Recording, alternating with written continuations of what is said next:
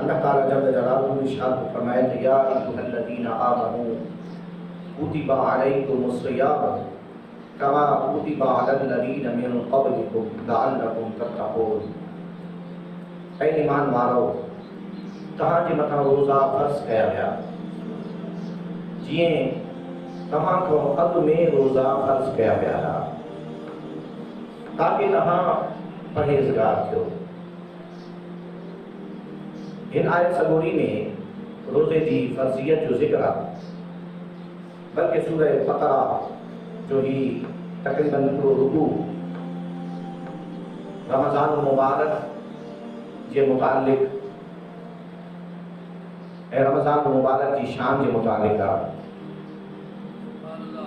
فرمایا ویو کہ روزو تہاں جے متھاں فرض کयो ویو، لیکن روزے کی فرضیت کا اڳ میں اللہ تعالیٰ ایک میٹھے خطاب سے یاد فرمائے، حکم فرمائے کہ اے کوئی اشخاص کے جے کہ کہاں ایمان آندو ہے اللہ رسول جے متھاں، جے کہ ایمان کی دولت کھاں بہرہ مند تھیا ہو، فائدو وطو تو ایمان کھاں،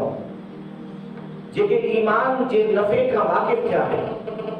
اے کوئی مانو کہ جے کہ ایمان جے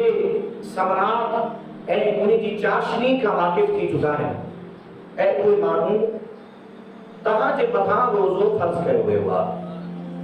ایمان والو، روزو تہاں جے متھاں فرض آ، کتب علیکم الصیام تہاں جے متھاں روزے کے فرض کئے ہوئے ہوا۔ ہر جے کسے فرض ہوندی آ انہی میں انسان کے اختیار نہ ہوا، یہ شے یقینی لازمی آ اللہ تعالیٰ کی طرفاں روزو مقرر تھی چکو آ، یہ تہاں جے متھاں فرض آ۔ انہی کرے ایمان والو روزے کی فرضیت اے اللہ تعالیٰ کے حکم کے ڈسو اے روزے کے ادا کرو، کما کتب علی الذین من قبلکم جیئے تو روزو فرض کئے ہوا انہن امتن جے متھاں جے کہ تہاں کھاؤ اڳ میں ہا، انہن جے متھاں بھی روزو فرض کئے ہو۔ بعض اوقات انسان سوچیندو ہے کہ ماں کہیں معاملے میں اکیلو ہاں تو انہی جے من جے اندر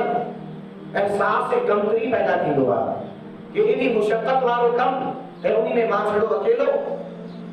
تمام وہ کم چھڑے دیندو ہے۔ اللہ تعالیٰ کی ذات بابرکات مشقت وارو کم روزے کے فرض کئے اے انہی کا بعد میں اللہ تعالیٰ جل جلالہ یہ تسلی بھی عطا فرمائی